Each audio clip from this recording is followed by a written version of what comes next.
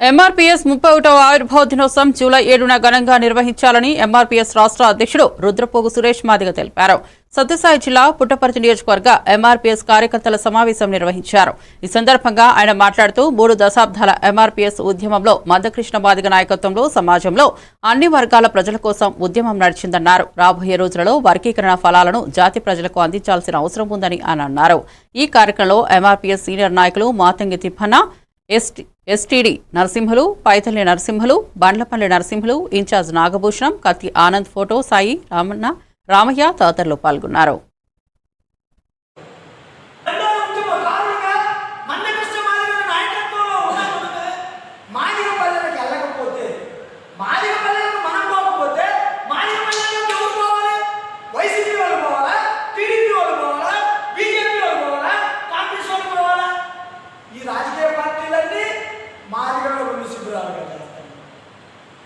TDP అధికారంలో ఉంటే YCP మాదిగల మీద కేసులు పడతాయి, వైసీపీ అధికారంలో ఉంటే టీడీపీ మాదిగల మీద కేసులు పడతాయి. ప్రతి మాదిగ పనులను కూడా 2 శక్తి శిబిరాలుగా విభజించి రాజకీయ పార్టీలు చాట్లో తౌడు పోసి కుక్కలు నెట్టుకొలిపినట్టు మనందరినీ తన్నులకి కొట్లాటలకి కేసులు పడతాయి.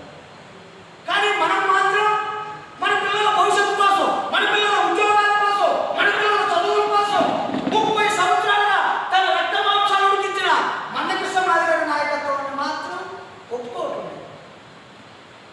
ఇంకా కృష్ణ మాదిగ అంటే తెలియని ప్రజలు మన జాతిలో ఉంటారు. ఇంకా దండోర ఉద్యమం అంటే తెలియని గ్రామాలు ఈ సత్యసాయి జిల్లాలో.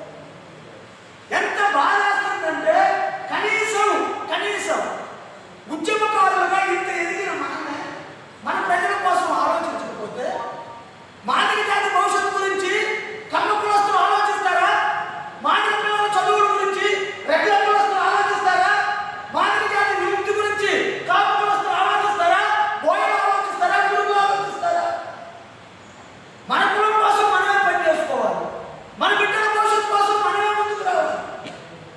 దండోర ఉద్యమాన్ని మాదిగ పల్లెల్లోకి తీసుకెళ్తే ప్రతి మాదిగ పిల్ల ఒక విప్లవ చైతన్య పాఠశాలకు కేంద్ర బిందువుగా మారాలి. ఏ అగ్ర కులాలైనా, ఏ బీసీ ఎవడైనా సరే మాదిగ పిల్ల జోలికి వస్తే మంటల వేసి కడతారు మాదిగోళ్ళు.